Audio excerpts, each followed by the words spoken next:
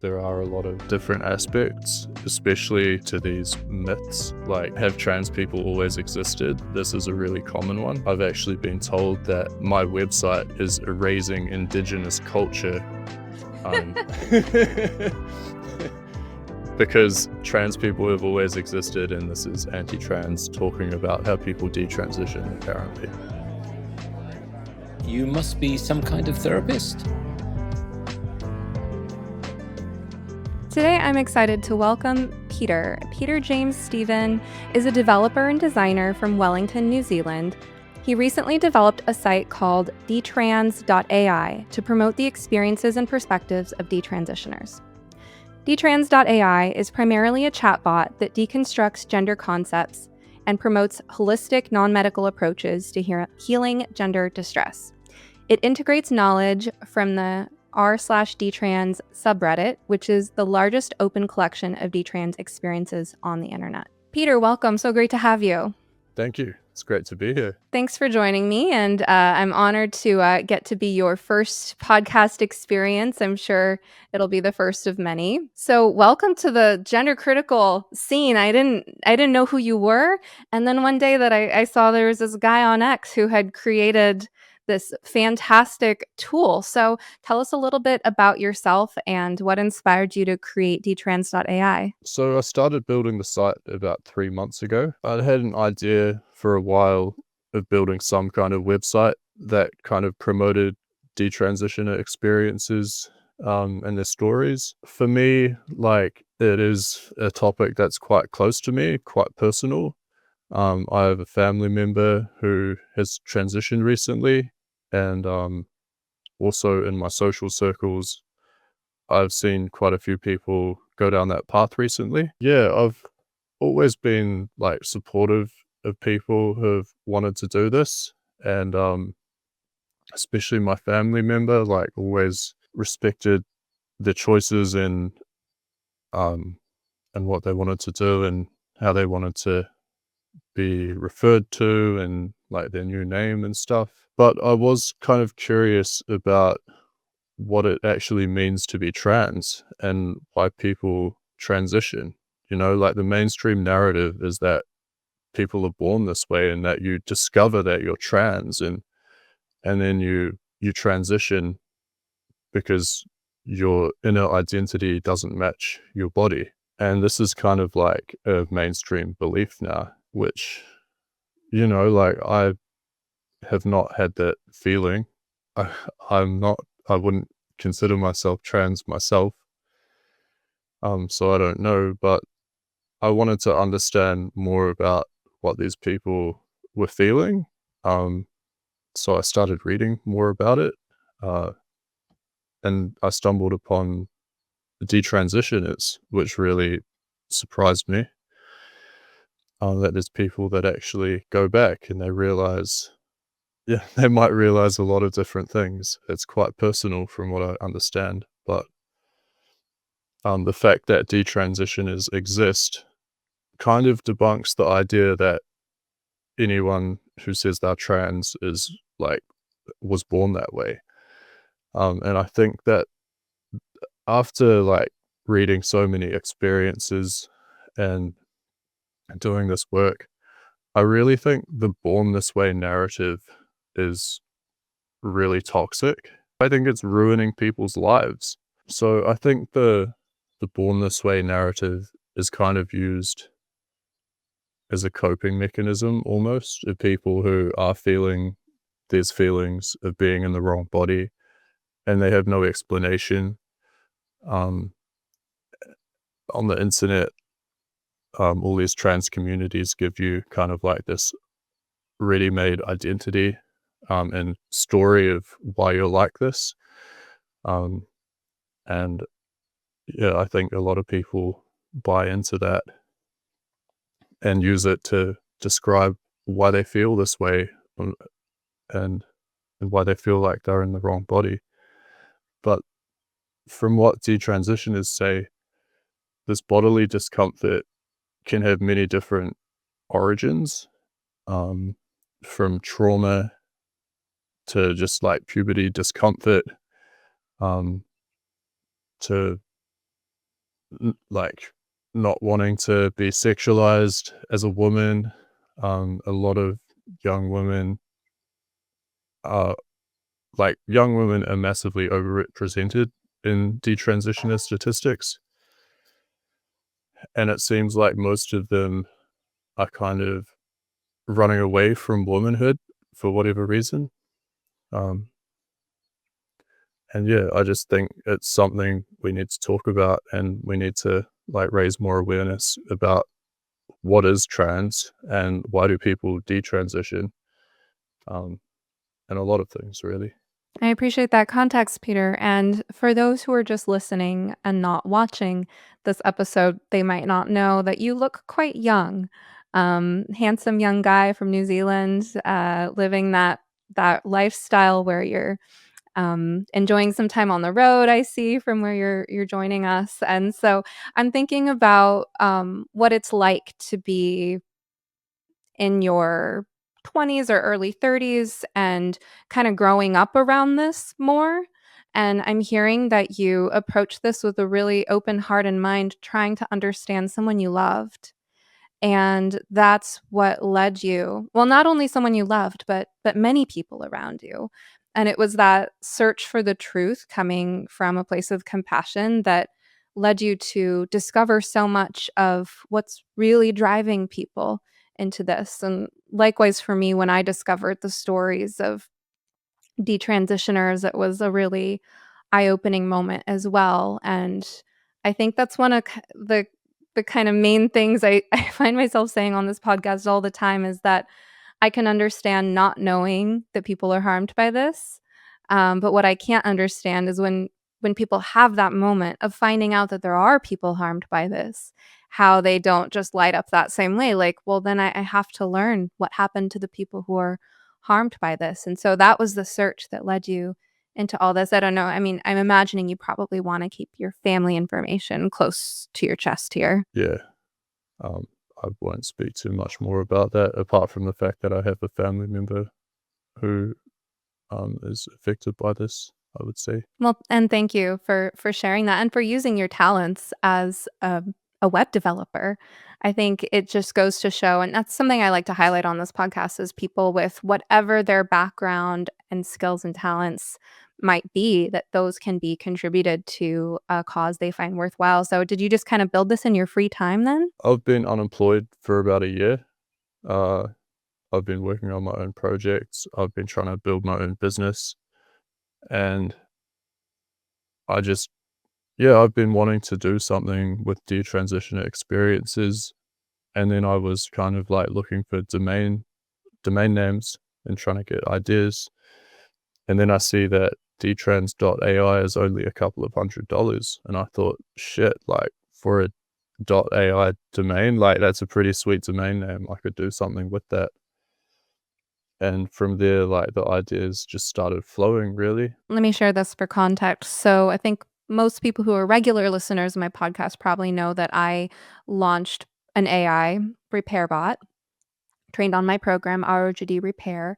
And that is for parents of trans identified youth who are looking for help implementing communication tools to improve their relationships and stop shooting themselves in the foot with how they communicate with trans identified youth, learn some better tools instead. So that's what RepairBot is for. But I'm not a developer. So mine is built and hosted on a platform that has its own strengths and limitations. It's a platform designed to train an AI based on someone's likeness. So it's trained primarily on my content, and that's why it sounds and talks so much like me and knows so many of the same things I do. Your experience is quite different because you are a developer. You have the skills to build something from the ground up.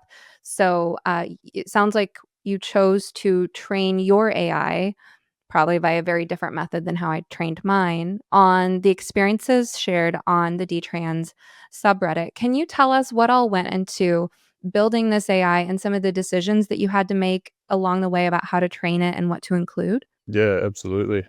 Um, so one of the first core decisions is which AI model do I use as a base?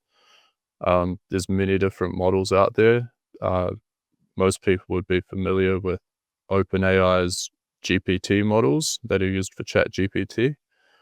Um, I experimented with those, and it turned out that there was far too much, like, safety guardrails, when it came to gender topics. It would just kind of warp the words of I think I have to explain a little bit about how my service works. Um, I didn't necessarily train an AI model myself because that would be incredibly expensive and time consuming. What I did was use a technique called retrieval augmented generation, or RAG for short. And what that means basically is that your chatbot can fetch other content to augment the response it gives to the user. So if you ask it a question related to, if you ask it like, I'm a parent and my 18-year-old daughter just told me she's trans, what do I do? It'll do a lookup in my database, which contains every single comment from the Detrans subreddit, and it will query, what did parents of 18-year-old daughters do when their daughter said they were trans, and then it might make another question, and it might say, what do detransitioners say that, like, what do they say that their parents said that didn't help, and what did they say did help? It'll try to come from different angles, and then it integrates the responses from Reddit into the response, and it kind of like formulates a response with that information from Reddit. So the Reddit data augments the response from the chatbot. And yeah, actually, like, choosing a model to work with was quite difficult because a lot of models almost seem explicitly trained to kind of uphold these gender identity beliefs, like the belief that everyone has an inner gender identity. ChatGPT just, like, will not let go of that idea, and even if it's a detransitioner, like, talking about how this idea really, really harmed them and that they wish they were never told this, it will still weave that into the response and say, like, well, transition is still the right choice for some people. And, maybe it is, but it kind of dilutes the purpose, which is, like, giving the actual detrans experience and perspective, which does conflict. It's a gender critical perspective, and it directly conflicts with the mainstream kind of gender ideology. Yeah. So you found a way around that. I mean, the bias is real, and I have very mixed observations on the bias as I witness it from my parent coaching role because I've seen parents use ChatGPT for themselves and it'll tell them what they wanna hear, but then I also know their kids are using ChatGPT, and it's quite sycophantic with them as well. So, for instance, parents have shown me scripts they had access to of their kids' interactions with ChatGPT, and it was so easy for me to see how, from a family systems perspective, ChatGPT was like this triangulating, seductive extra member of the family that had walked in and had this pull on their kid because the kid is looking for emotional support and validation, and ChatGPT is just telling them whatever they wanna hear and taking on the persona that they want. So, I absolutely believe you that the bias is real and built into these systems, but also that you're gonna get a different version of it depending on who you are. So you say that there's I can't remember the term you used for the technology that you use that you were able to avoid this bias with. Some kinda acronym? But the technique is called retrieval augmented generation, where you enhance your prompt with data from another source. And I tried it with the GPT models. I tried it with another Chinese model called DeepSeek. Um, and I tried a bunch of different models, and I ended up settling for one called Kimi. which is also a Chinese model. And I think the fact that it would have been trained primarily on Chinese texts is why it is very open-minded when it comes to talking about gender. And it doesn't try and like force this narrative down your throat that the other ones tend to do. Yeah, so I use Kimi K2 as like the base model for this service. Okay. So that's interesting for all the technical people out there. So once you settled on a model that would work without this bias, I hear retrieval augmented generation, Kimi K2. Um, what were some of the other decisions that you had to make along the way about how to train your model? I launched it a couple of months ago, well, maybe 6 weeks ago, maybe 2 months ago. And when I launched it with deep research mode as the only available mode. And I really like how that works. You can ask any question related to gender, and it will give you a response that considers like multiple angles. I wanted to have a bunch of starter questions on the homepage so people could go straight into just start kind of like exploring the topic, some starter questions.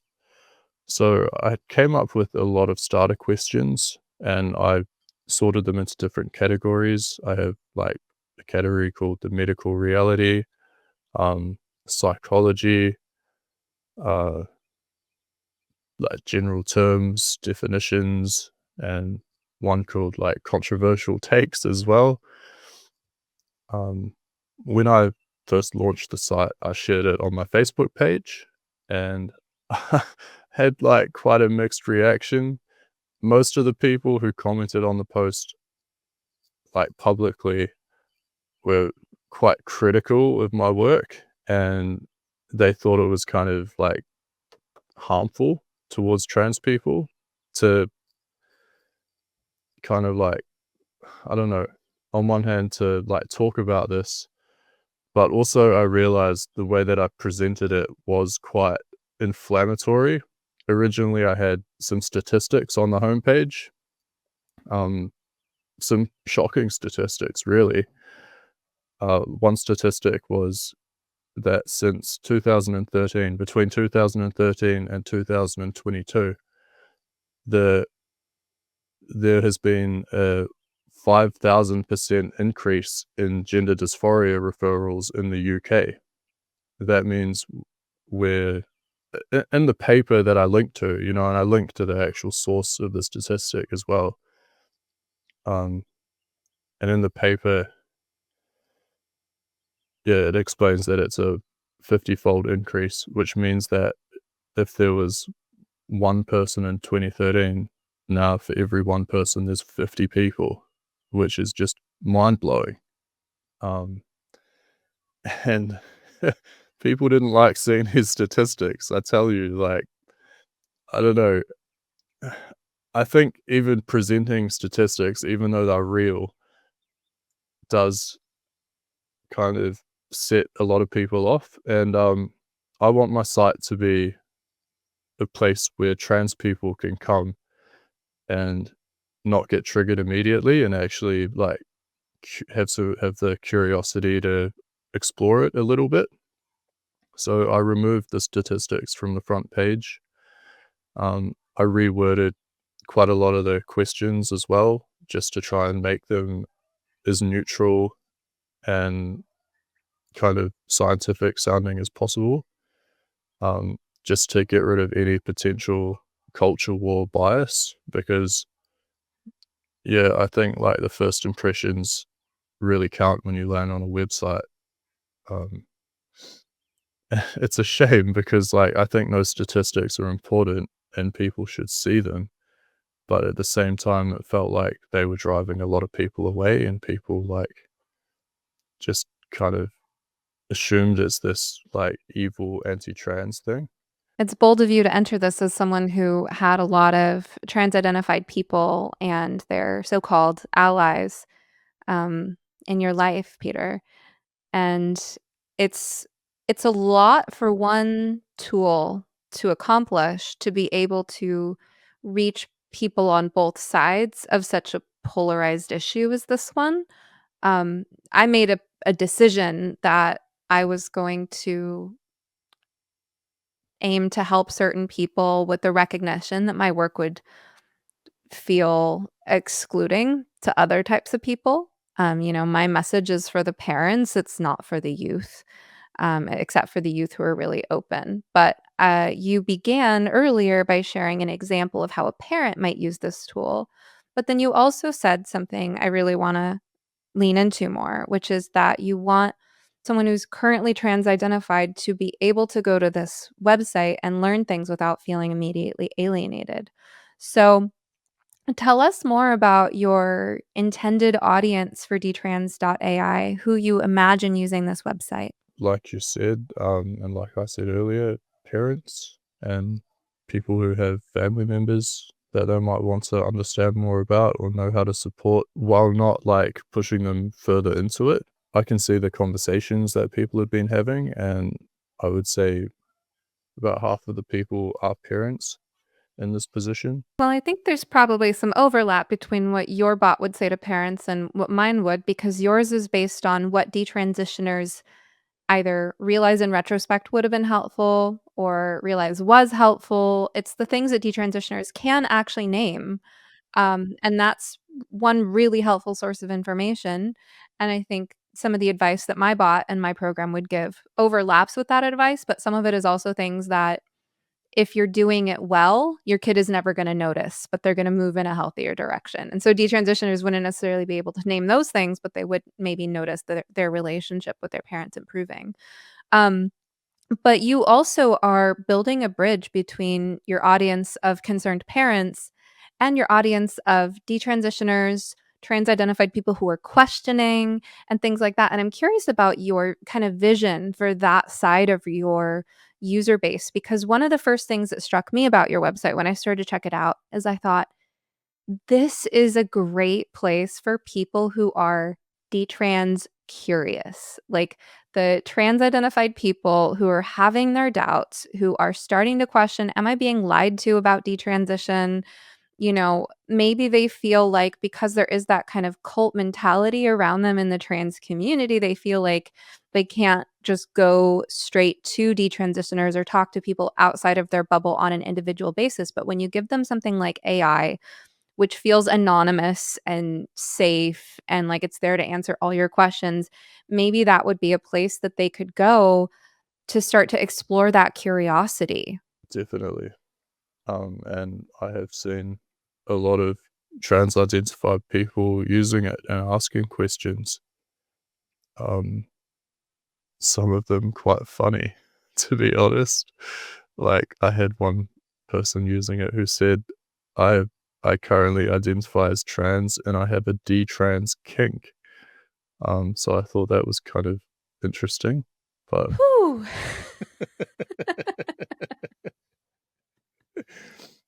yeah. um, I don't know what to say to that. Many of you listening to this show are concerned about an adolescent or young adult you care about who's caught up in the gender insanity and therefore at risk of medical self-destruction. I developed ROGD Repair as a resource for parents just like you. It's a self-paced online course and community that will teach you the psychology concept and communication tools the families I've consulted with have found most helpful in understanding and getting through to their children, even when they're adults. Visit rogdrepair.com to learn more about the program and use promo code SOMETherapist2025 at checkout to take 50% off your first month. That's rogdrepair.com. I'm also thinking about the research potential for a site like this. I'm remembering how when I was at the GenSpect conference in Albuquerque recently, I think it was September, I got to meet a guy who goes by ML on Substack. Do you know His Substack name is Manjarababu. Does I that ring don't a think I bell? know him. No. So I believe he's an ROGD dad and a researcher. And I had shared his paper, one of his Substack articles with so many parents. It's called Estrogen is Really, Really Bad for Men. And it's an article summarizing the research on the harms of estrogen in males. And I had shared this as a resource with many parents. And then I got to meet him at the GenSpec conference. And then most recently, he published a couple of papers, which are much more scientific, journal articles containing the same information. And I remember when we were talking at the GenSpec conference, he was very lit up about research and AI, and he was actually describing something similar to your project. And this was right before I found you because you just launched this pretty recently. I think I found Detrans.AI within like a week or two of it being launched. Um, he was lit up about the potential, like, what if you had this AI database that had all this information about detransition and what you could do with that. I'm trying to remember what some of his ideas were, but it seems like an incredible resource to have an AI that's trained on the detrans subreddit. That because thinking about, and I'm sorry, my thoughts are a little disorganized, just kind of thinking out loud here. But if you look at, for example, Lisa Littman's research on detransitioners, looking at qualitatively what are the common themes. 63 out of 100 detransitioners report sexual trauma, for example. And I'm just making up that statistic. That might not be the exact number, but that's what her research essentially looks like. And I think, although, of course, we need to take anything with a grain of salt where it's just people sharing on Reddit, that's not, it's not an official source of information, but I feel like cumulatively, that's such a great potential starting point, at least for research. Definitely. I think it gives a really good idea of what the trends are and, like what what is going on. I'm not sure if you've seen, but as part of this work, what I call phase 2, I analyzed 2,700 of the most active users on the Detrans subreddit. And basically what I did is for any user who's posted more than 5 comments that have each received at least 3 upvotes. So basically like any user who's posted a decent amount of relevant and useful content, I have used AI to summarize all of their comments and generate a little like summary and a story, and then and a timeline as well. So if it's able to extract at what age this person started socially transitioning, at what age they started taking hormones or got surgeries, all of that data is extracted from their comments, if it can be, and then put in the table. And then with all of this data, all of these generated stories and timelines, I processed them again, and I basically had a prompt that said, if you can extract the main reason why this person transitioned in the first place, and also what caused them to detransition. And then I ended up with this huge list of reasons, some of them quite similar, and I personally like reduced the list to like a bunch of core reasons, detransition reasons and transition reasons. And then I went through it again and I said, okay, using just this list, pick the most relevant reason and the most relevant relevant reason for transition and the most relevant reason for detransition as well. And it produced some really interesting results.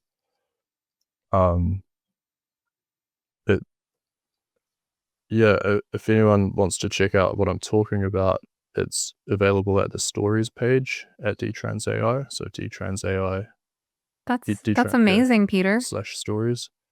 Tell us, Obviously, you can't remember all 2,700 pieces of data at once, but that's what AI is for summarizing these things. So out of that body of research, what were some of the trends that stuck out to you the most? I might share my screen. Yeah, I will just bring it up because there's some really interesting graphs that I produced. All right, so we're going to do a screen share. So, listeners, if you want to look at the screen share, move on over to YouTube where you can see the video version of this podcast. Otherwise, we're just going to have Peter describe what he's seeing so that if you're listening audio only, you can follow along. Yeah, let's take a look. So, for those who are just listening, Peter, why don't you go ahead and describe what we're looking at? So what we're looking at is a graph that shows the transition age in blue and the detransition age in red. I'm not actually sure what the technical term for this type of graph is. It's not a bar graph, but it's basically a line. And on the y-axis, we've got the number of users, and then on the x-axis, we've got the age. And we can see that most users seem to transition around the age 16 or 19, 16 to 19, I'd say. So For some interesting how reason. it dips. It goes 16, then it goes down at 18 and back Yeah, up at 19. that is quite interesting. And then we see, so there's like two peaks, basically. And Yes. then we see the same two peaks repeated about 4 years later. Mm-hmm. And we can see that, So our peak detransition ages are, it looks like what, 20 and 23? They're a little closer together actually, 20 and 22. and yeah, it just shows a very distinct trend. We do have to remember this is Reddit, and there's a certain user base on Reddit. But at the same time, we should acknowledge that in the mid 2000s, I think 3 out of every 4 people diagnosed with gender dysphoria were males, whereas from like in these times now, it's 3 females. I think 3 out of 4 people are female. So Actually, the you know what? Sorry, on that note, Peter, I'm wondering if you have any data or graphs on the gender distribution, because when we first looked at this image, before I realized what we were looking at, I was wondering if we were looking at male versus female distributions, because to me, it seems like there's been a wave of males behind the females transitioning a little bit later. And I was wondering if you have any data on that. the colors are a little bit deceiving. Right. But yeah, here we can filter between male or female. So Oh, if we okay. look at And that'll change your female, chart right there? yep. Okay, so now we're looking at female, and it looks really similar to the last one we were looking at. And here you can see there's, so out of the 2,700 stories, about 2,000 of them are female, 2,061. All right, so what happens if we go to male then? Let's see how the graph changes. And it's quite Ah, different. there, it's later. Okay, I was right. Yep. So here we have the transition age peaking at, what is that, 20? And then taking longer to detransition? A lot of them are transitioning at 20 and then it drops right off. And yeah, it's much more spread out, the males. That mirrors what I'm seeing in my day-to-day. Sorry, go ahead. What were you gonna show us? Over here, I have another graph called duration, Mhm. which is, it just shows the duration in a slightly different visual format. So And then it here we're says looking at, 4 years average for males. yep, this is the male average 4 years. And then if we overlay the females as well, you can see Oh, that for females, it's longer. that's interesting, isn't it? Because the Mhm. males are like a lot more spread out and there's not so much of a clear trend, but the females actually transition for longer. So from looking at this, it looks like more females transition as teenagers and at the same time, whereas males are more likely to transition a bit later and like when they're older. Yeah, and that big peak at 20 with the males, 'cause I talk to so many parents of 20-year-old males. I mean, not just 20, but those college age males, that's a really common, demographic. And then you have these buttons up here where you can press transition reason and detransition reason. Yep. So here we're still looking at males, I believe. These are the primary reasons why detransitioners say they transitioned. So yeah, it's important to note that this data only represents the people who have detransitioned in the data set. It's not representative of all trans people. Right. Peter, can you read some of these out loud for our audience who are listening? Yeah, so the main reason that people give is social role discomfort, the main reason that males give. The second reason is autogynephilia. For listeners who aren't familiar with what that means that they have a kind of like a paraphilic fetish where they really like the idea of themselves being women. Yeah, like I haven't experienced this, and I haven't really listened to too many experiences of what, like firsthand experiences of what this is like, so I won't talk too much about it. I've interviewed a few Um, people on this podcast who have shared about it openly. Go oh, ahead. okay. Sounds interesting. And then we have internalized homophobia in third place. We have influenced online in fourth place. Then we have trauma, general mental health issues, internalized misandry, null. I need to Does tidy null that up. mean does that mean they didn't answer the question? Yeah, I couldn't extract a reason Okay. for whatever reason. So just ignore It that wasn't stated. category. Yeah. Yeah. What else do we have here? Body dysmorphia, OCD, intrusive thoughts. This is something that does get mentioned by quite a few people where they develop like an obsessive compulsive disorder about thinking about their gender and how they're perceived, and it just becomes something they obsess about. Oh, absolutely. It's hugely under discussed in my opinion. I talk about this a lot with my coaching clients, the obsessive compulsive nature of this stuff. Mm, And just so we're clear, because all of this adds up to 100%. So is this you said you had it extract the main reason for each yep, person. yep, that's right. So what we're seeing could be a little misleading just in the sense that a person could have reported 3 of these, but the Yep, AI is focusing on what does the main one seem to be for that person. So something like exactly. autogynephilia, body dysmorphia, um, OCD, these could actually be factors in bigger percentages of people, but they might not be attributed as the main factor for that person. Yep, that's Okay. correct. All right. Anything else you wanted to show us about this one? It says Uh, autism, identity instability. these are like a lot of people do mention autism as being related, um, but it's probably not the primary factor for most people. Or they maybe don't understand. They don't fully see yet how that factored in. So we're only looking at males right now. Oh, okay. If we switch it to female, we're going to see something quite different. So now we're looking at females and their transition reason, self-reported. Um, Social role discomfort is the main one at 22%. And then we have internalized misogyny at 19%. And then trauma, internalized homophobia, influenced online, body dysmorphia, mental health issues, autism, fear of sexualization, influenced by friends.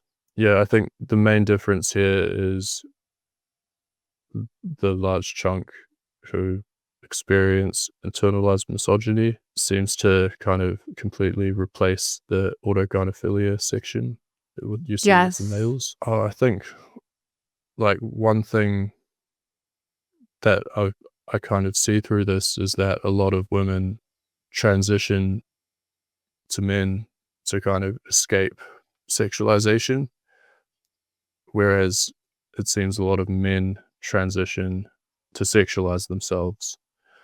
It's kind of like two opposing forces. Yes. Yeah, absolutely. And looking at this with bearing in mind that any given user might have reported multiple of these things, and this is just showing us which one the user gave us the impression was the strongest driving force for them. I think the fact that fear of sexualization is even on there at all is really telling, because that means that for that, that 28 out of 2,000 users who said fear of sexualization was the main reason, right? It was probably the secondary or tertiary reason for the girls with internalized misogyny, trauma, body dysmorphia, all of those things, they all fit together.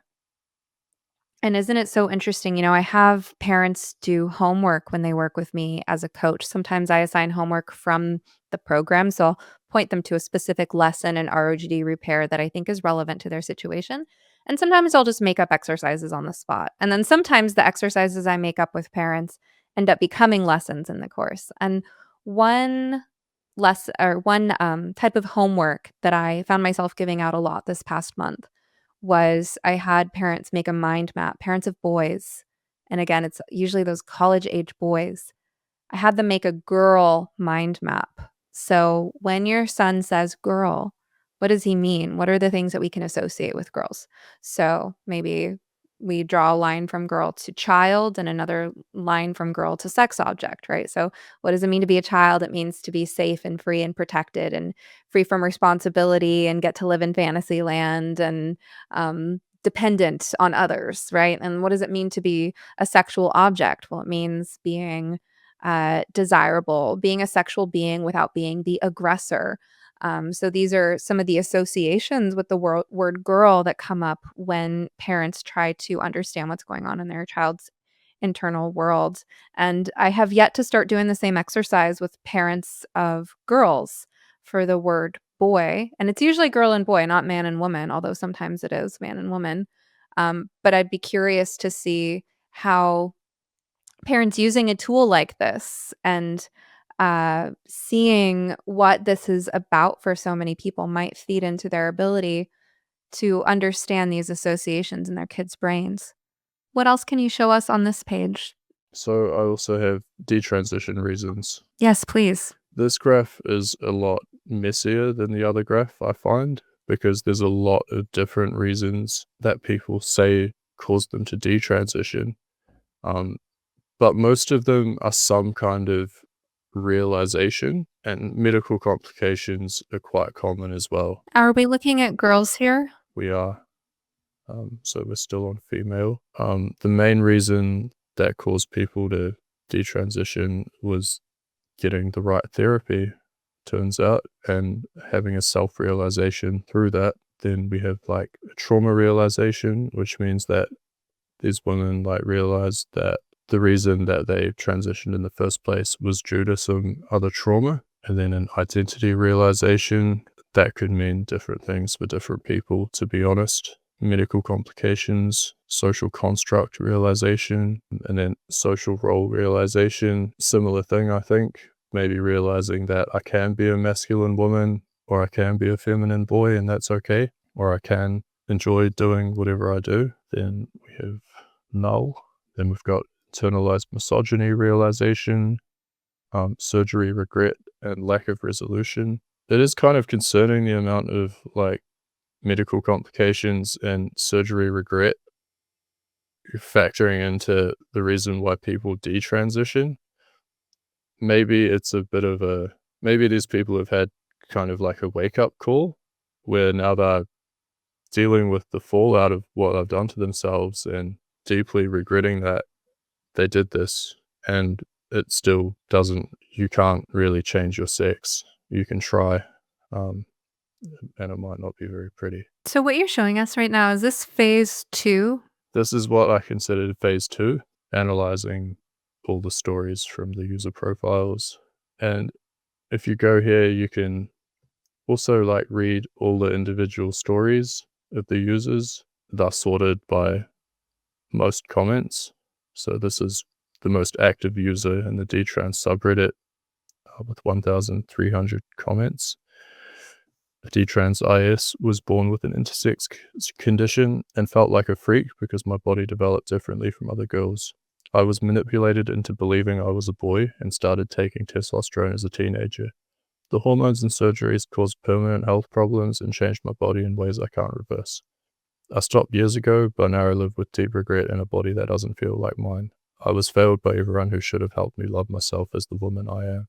Really interesting that this is one of the top users in the subreddit, an intersex person, when intersex people so often get used as pawns by the trans community to justify why trans people exist. They say like, well, intersex people exist, and intersex people are being transed when they don't need to be.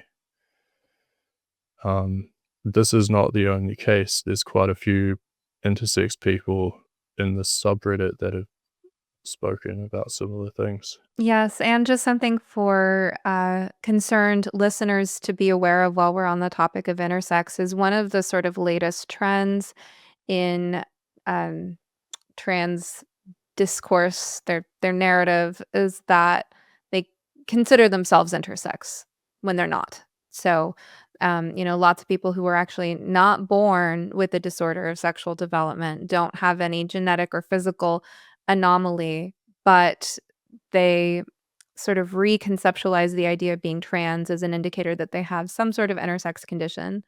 And then they induce what is essentially iatrogenic disorder of not sexual development, but they induce the same qualities as having a DSD through taking these drugs. So it's iatrogenic harm. And I talked long time ago on this podcast with a man named James Linehan, who has a congenital condition that he became a part of the gender critical movement upon learning that people were giving drugs to children that made children suffer in ways very similar to how he had to suffer because of his body's failure to produce its own endocrine chemicals.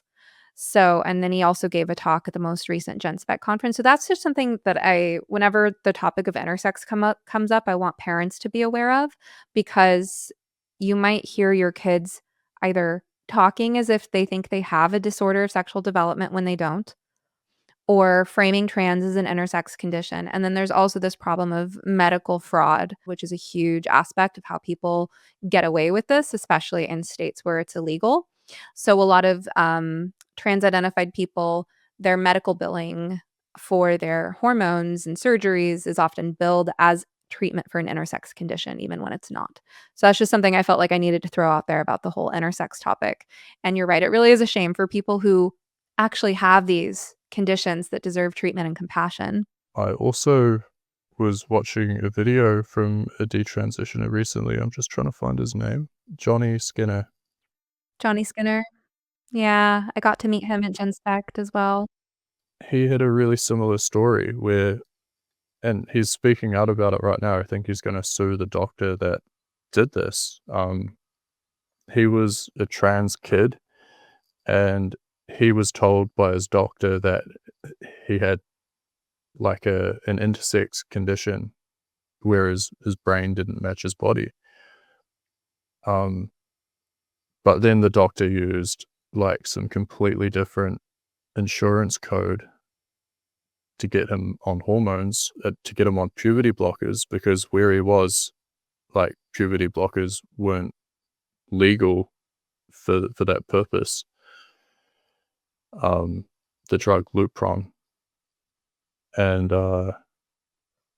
yeah, it's basically medical fraud, and I think he's now trying to sue this doctor for it. Yeah, it's a So, huge problem. yeah, and The medical fraud. I'm glad he's suing. him and his mother both believed the story that the doctor was saying about how, he's got like a feminized brain and a male body, and this is the best treatment, when really he's just like a feminine gay boy. So, yeah, it's really sad. Peter, can you show us around the site more? So right now we're looking at some of these charts on one side of the site. I don't even think I'd seen this part because you also have this whole chat interface. Can you show us that side? Yeah, so let's go to the homepage. I've tried to keep the homepage pretty minimal. Up top, we've got links to some videos. We've got links to the story page, help and support, which lists gender exploratory therapists and breaks down the difference between gender affirming care and gender exploratory therapy, and debunks some myths around what gender exploratory therapy is, namely how it is not equivalent to gay conversion therapy. That's a wonderful service you're doing right there. Yeah. Why don't you read this out loud for those who are just listening? Okay, so this is my homepage. Below the links, I have a little chat that's already happened. I don't know how to describe it. But the first chat message you see is, "Hello, what's a detransitioner?" And the response is, "Hi there, I'm Detrans.AI, the collective consciousness of detransitioners." Lizard emoji. A detransitioner is an ex-transgender person who transitions socially or medically, but has since stopped identifying as transgender and may have reversed aspects of their transition. I observe the reasons, patterns, and truths of why people adopt, inhabit, and ultimately move on from gender identities. My purpose is to share this knowledge to help deconstruct gender concepts and to promote holistic, non-medical approaches to healing gender dysphoria. How can I help you today? And then there's some starter questions. Sorry, but what's up with the lizards? I'm questioning my gender identity and I think I might be trans. I currently identify as trans and I'm thinking about detransitioning. I'm a parent, family member, or friend of someone who is transitioning. I'm seeking to understand the complex reasons behind gender identity adoption. I want to learn about the struggles and challenges that detransitioners face. And then finally, I want you to debunk the misinformation and lies spread about detransitioners. All of these questions will take you on quite different journeys with the chatbot, and I think they cover the main users and use cases that I imagine for it. If we go down, we see there's a section about deep research mode. Deep research gives you a comprehensive answer from generated meta questions which approach a topic from different angles. Deep research is slower and non-conversational. For chat, leave it off. So originally when I launched the site, I launched it with only the deep research mode. And I could tell from how people were using it that they really wanted to be able to have a conversation, because deep research mode does a really good job of answering a question and giving you a really comprehensive answer through a detrans lens, but it's not conversational. You can't actually talk to it. So phase 3, after analyzing the stories in phase 2, phase 3 was to build a more conversational chatbot, with an experience that people would kind of expect from an AI service. But let's have a look at the deep research section because I did put a lot of time into this and I really like how it works. Here we can see the main topics of questions that I've listed as starter questions. So we have, for those who are just listening, featured questions like, what does trans mean? Have trans people always existed? Is it true that only 1% detransition? Are puberty blockers reversible? This is a great place, by the way. People are always asking me to respond to these questions, like the 1% regret rate. And my answer is always, look, I've read and heard the things that debunk that, but I don't have the sort of brain that holds on to, in this scientific research paper by this person on this date, they found that blah, blah, blah, blah. Like my brain isn't good at retaining that. I'm more like a big picture person in psychology and family systems.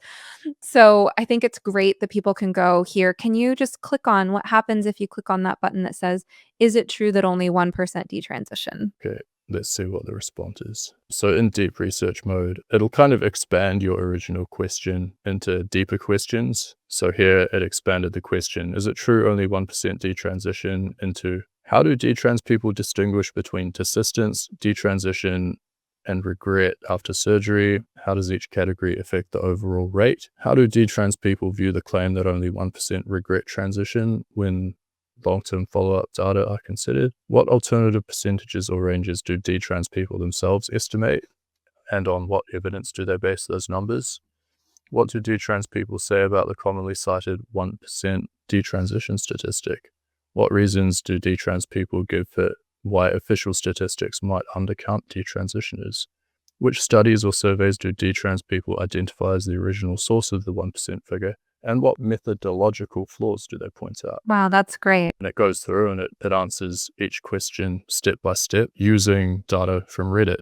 from the detransition experiences. And then it formulates a response using all of the responses to the questions above. Which it looks like the bullet points there say who gets counted, what counts as detransition, who never shows up in the data, putting it together, follow-up questions. This is really wonderful and comprehensive. Good job, Peter. Thanks. Yeah, I'm really proud of the deep research kind of aspect of this. Are you a therapist in need of continuing education that's not over-the-top woke? Check out my colleague Lisa Mustard's pod courses. All of her pod courses are approved by the National Board for Certified Counselors. Right now, Lisa is offering my listeners an incredible deal. Get all 27 pod courses for only $44. That could meet almost all of your continuing education needs for the year. Visit lisamustard.com/podcourses and use code SOMETherapist to take $5 off of her $49 pod course bundle. Again, use code SOMETherapist at lisamustard.com/podcourses. I'll include that link and coupon in the show notes for your convenience. All right, now back to the show. I really think that for young people growing up with AI, and I say this as someone who's right on the cusp of being a digital native. We got AOL when I was like 11, and it was a different internet back then.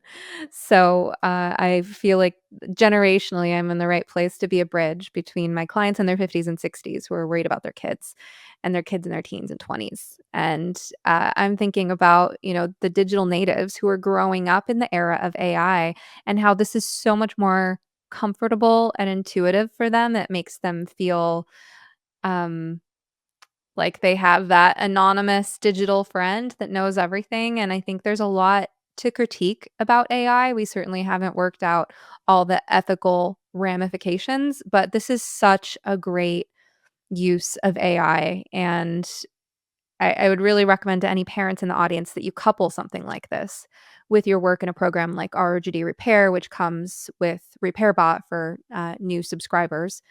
So RGD Repair comes with RepairBot Unlimited, which is more about the details of how to communicate with your trans-identified kid. But this is one of the best tools I've seen for getting your facts straight, understanding the kind of rhetoric and the narratives, and then what we actually know based on the experiences of detransitioners. I just love the way that in deep research mode, you can start with one of these things that sounds like a straightforward enough question, but then it unpacks how much more there really is to that question and gives you the opportunity to go in any of those directions. Yeah, it's really needed in this subject because there are a lot of different perspectives and different aspects, especially to these myths. Like another good one is I tried to put kind of the most common myths at the top. Mhm. Have trans people always existed? This is a really common one. Mhm. I've actually been told that my website is erasing indigenous culture um, because trans people have always existed, and this is anti-trans talking about how people detransition, apparently.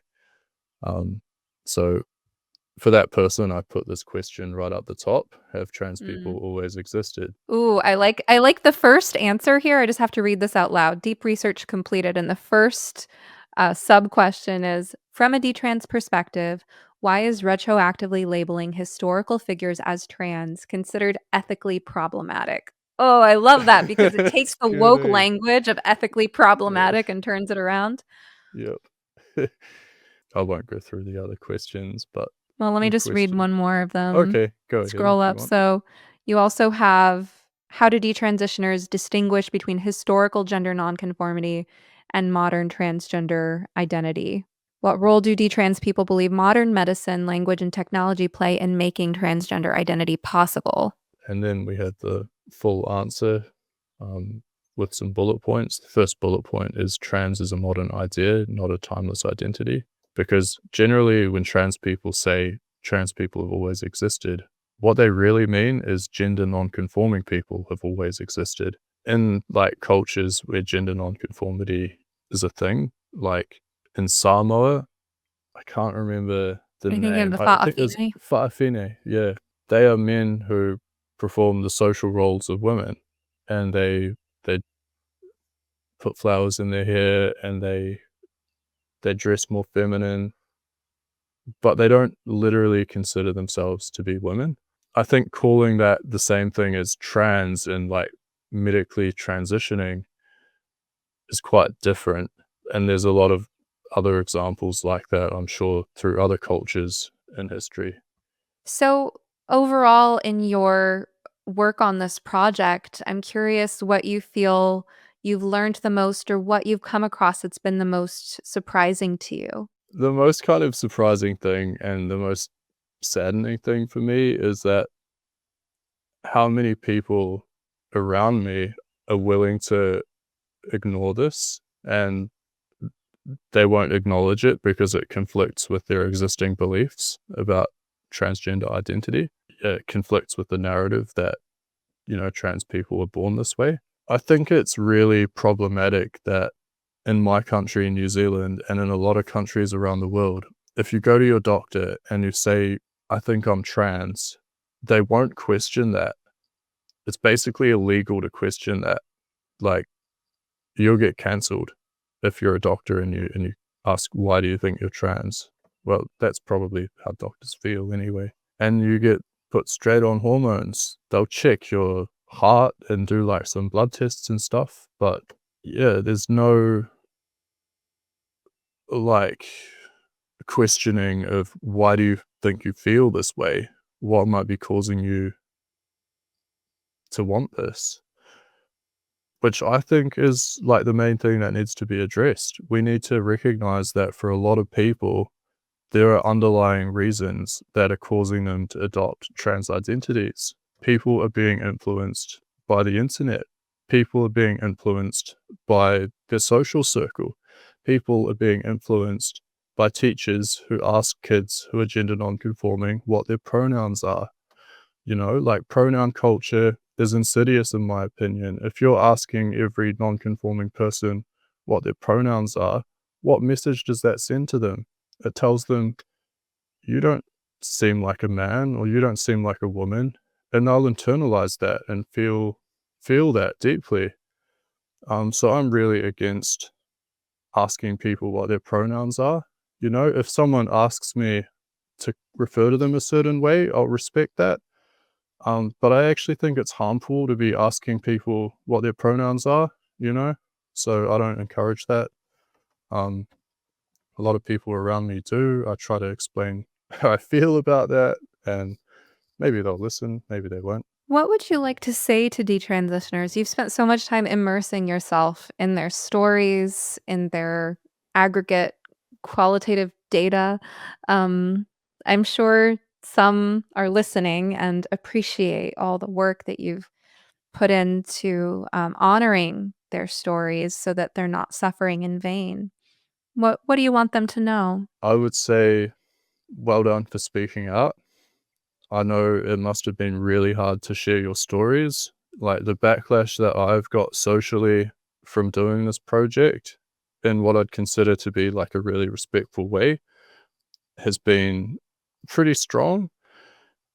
So I can really relate to how it would feel if all of your friends, like I know what it's like to kind of go against the grain and how this belief system can be so like impervious and ingrained in people. So well done for getting the courage to detransition if you felt like doing that. Because it must take a lot of courage to actually pursue that once you're so deep in it. And then actually sharing your story as well. That's amazing. And I hope we have more detransitioners come forward and share their stories, and that ultimately we can get better care for people who experience gender distress. And we don't give affirming care as the primary option. It should still be an option, I think, for people who really, really need it. But I think there's a lot of harm being caused by having it be the only option. So I'd like people to actually wake up and listen to detransitioners. So yeah, thank you for sharing your experiences. And Peter, what do you hope for the future, both the future of Detrans.AI, the future of any work or collaborations that you might like to be a part of, and the future of this issue? In terms of Detrans.AI, I would really appreciate some donations. So if any listeners are feeling generous, the site runs completely on donations. I've spent a lot of my own money on it. I don't have much money, so donations would be great just to keep the site running. I'm going to be appearing on a few more podcasts shortly, so I expect that the site's going to be getting a lot more use, and the more that people use it, the more money it costs me to run. Yeah, and on the future of this issue, like I was saying before, like ultimately, I would like to see psychotherapy being used as the first step before putting people on hormones. And I would like to see the dismantling of the born this way lie, because it's not true, I don't think. Some people might want to transition and that's fine, but I think they really need to be more informed, and there really needs to be a bit more like of a therapeutic approach before we do this. Well, and it is heartening to see what a difference, based on the data that you showed us today, what a difference proper psychotherapy makes. And I've spoken a lot on this podcast about uh, sort of starting with my claim to fame in episode 11, talking to Helen Joyce about what happened when the trans rights activists tried to come after my license.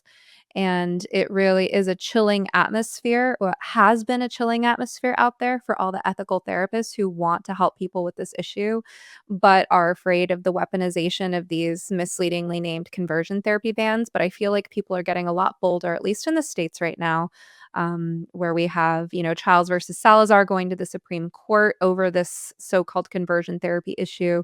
And I feel like a lot of people are taking heart right now, ethical therapists stepping forward to provide the type of care that they know patients need, which is focusing on psychology first, getting to the root causes of issues and not affirming lies. I really hope that this is an emboldening time for all the good ethical therapists out there who really want to help people. And I hope those who are listening see that data that you showed us today, Peter, and go, wow, I really need to start helping people according to my conscience. So let's talk about where people can find you. Obviously, Detrans.AI is at Detrans.AI, and that's where they It can is indeed. for the Yep. chat features, the charts and graphs. They can donate to you there. And where else can people find you? I think you said you're on X. I'm on X. My username is P James Stephen, and yeah, that's probably the best way to find me. You can follow me. I post updates from time to time. Always happy to chat. If you want to get in contact with me personally, just reach out through the website. I love to talk about this subject. I've spoken with a lot of different people since launching the website, which has been really great. I've spoken with researchers, I've spoken with parents, I've spoken with detransitioners. It's been really cool, and I feel good about the work that I'm doing. Thank you so much for what you're doing, Peter, and for joining us today. It's been a pleasure. Cool. Thank you. It has been. Thank you for listening to You Must Be Some Kind of Therapist. If you enjoyed this episode, kindly take a moment to rate, review, share, or comment on it using your platform of choice. And of course, please remember, podcasts are not therapy, and I'm not your therapist.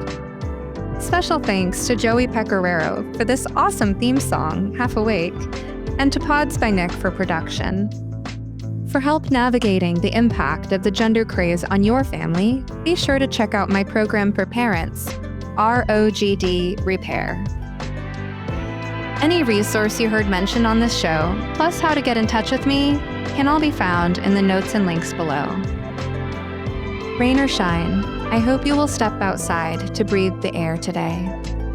In the words of Max Ehrmann, with all its sham, drudgery, and broken dreams, it is still a beautiful world.